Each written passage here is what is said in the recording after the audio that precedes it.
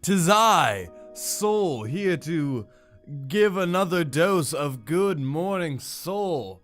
Yes, and today I am fucking on cloud 9 because I have finished my short film analyses, not including the animated ones, which is still a lot of films to go, but not that many. And I'm gonna take the W. I'm gonna take this W because I have now reviewed. I realize that like by the time you watch this, like it'll be in a completely different order than I'm filming in. So for you, this might just be another episode. But for me, this is the last recording for the live action Oscar-nominated films from the years of 2017 to 2015. That's about 20 films right there, and it is fucking goddamn. I'm literally crossing it off my list right now. That is the greatest feeling. I'm looking at a complete page of films and like other things to record, and every single one is crossed off except for this tiny one at the bottom that I didn't see, which is an animated film I still gotta cover. But that's for another time. Right now I'm talking about the final. This was the end boss. This was the final boss of the short films. This was Everything Will Be Okay, which is translated to, I closed my browser when I shouldn't have. It's translated to something that I will tell you in a second when I pull it up. But basically, this film is about a father and a daughter. The father and daughter, basically, they have I don't want to say a long distance relationship, but obviously, mother and father went their separate ways. She has a stepdad, or I assume stepdad at least, entered into the life, and basically, we get to spend a day with the dad and the daughter, before they part ways once more. The film itself is, it's alright. What I meant earlier by saying this is like the final boss was like, this film was the hardest one to track down. This was pretty, like, wasn't on YouTube, wasn't on fucking iTunes. I found a link to rent it on Amazon via Letterboxd. So if not for Letterboxd, I probably would have just watched it illegally. If I could even find it illegally. It's not like people are tracking these down. And I believe the correct name is Alice Word Gut. Let's hope I didn't destroy that. Directed by Patrick Volrath. And was it Portuguese? I believe it was Portuguese that they were speaking. If I sound just stupid, like, how do you not know? I've like watched so many of these like back to back, and they all speak different languages. It's all just subtitles to me right now. I just watched a fucking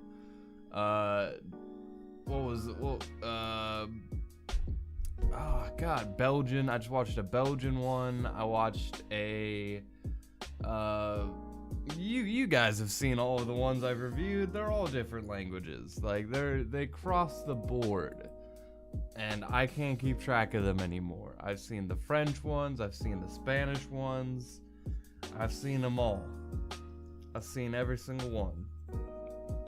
And ironically, the English ones are kind of the worst ones. Anyway, so this film, that premise I gave wasn't that great because here's the Letterboxd one. A divorced father picks up his 8-year-old daughter Leah. It seems pretty much like every second weekend, but after a while Leah can't help feeling that something isn't right, so begins a fateful journey. Yes, something is not right. After a while you start being like, is the dad all right? Because there's like this long period where he's like in this office building, and you're kind of in the perspective of the little girl. Like the father said, hey, after this we'll go to the fair, we'll fucking he's not a dick or anything. The way I just made that sound was awful. He's kind of just your average dude. He looks a lot like it doesn't matter. He's an average ass dude, average ass dad, and he is telling her, hey, it'll be okay, like after this we'll go to the fair, you're being so good, you're so good. Keeps telling her, like, you're doing a great job, just keep it up, and I'll buy you stuff. So we see him buy her stuff. She completely like at first I was like, man, this little girl is fucking in control of this relationship. She's just like, oh, give me that. Has her own phone at the age of fucking too young. Like, I was just, she was power tripping. But that went 100 to 0 real quick when I realized the actual plot of this film, which happens shortly after they go to the fair, and he's like, yeah, we gotta go. And she's like, what? And then he's like, no, we're leaving. And then they go to this car lot, and he, shortly after being there, is like, yep, I sold the car, I got rid of it. And he's like, now we're going to the airport. And you can kind of just piece together what that means. And the whole time he's like, shut up, like, you gotta be quiet. He's like, this whole time I want you to be quiet, because he's really trying to just pull, if you don't realize what he's doing, he's trying to steal his daughter. And he thought he was gonna go to fucking Dubai. Like, that's where his destination was. Fucking Dubai with this little girl.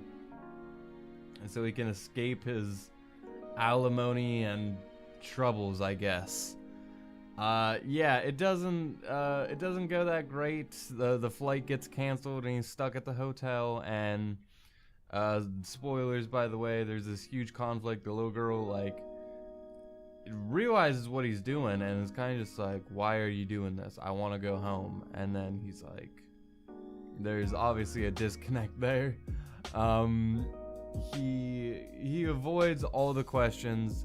A lot of the, like, stuff, like, she asks, like, valuable kind of information that, like, we don't get at any point, like, just regarding, like, the marital status and, like, what he can and can't do as a dad, like, what are his plans, like, all that's kind of left in the dark. We really kind of see this from the little girl's perspective, Leah.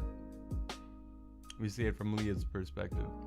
And I shouldn't have ate popcorn when I watched this film, because it's just stuck in my mouth as I'm talking. There, the little fucking popcorn. Anyway, so she sneaks away as he's sleeping and calls her mom. The next morning, the mom arrives. She's fucking raising hell. Her boyfriend or husband or whatever, raising hell. They get the hotel people, and meanwhile, the guy is just in the room freaking out. He's looking out the window. He doesn't know what to do. And the film ends with, like, cause he grabs his daughter and is kind of just like, don't you want to be together? Like you are all I have. I don't have anything but you.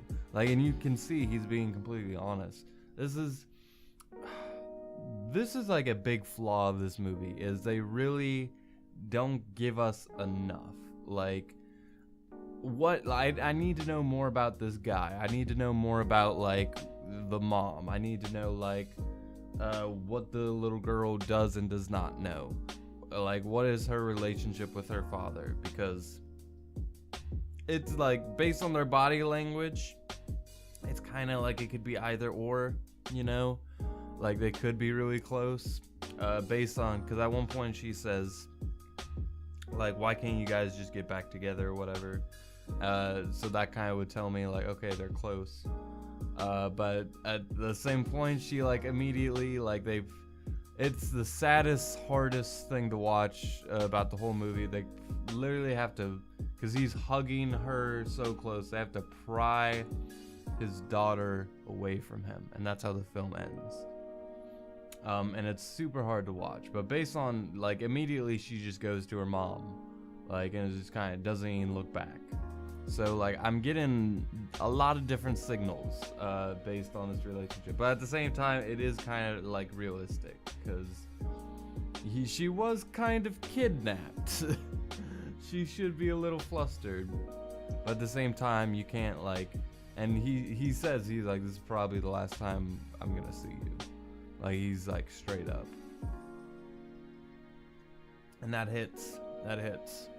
But in the end, like, this is all conflict. There is no resolution to this. We literally end right after like the little girl is ripped from her dad's arms, and it's just kind of like, what the fuck? Like, really? Like, why did we do that? What was the point of all that? Why couldn't we end it on like progression, or like, even if it's just like the like huge slap on the wrist for the dude, or he goes to jail or whatever, like, and maybe he says something to the camera like, I just did my best for my daughter, or something like that. I don't fucking know.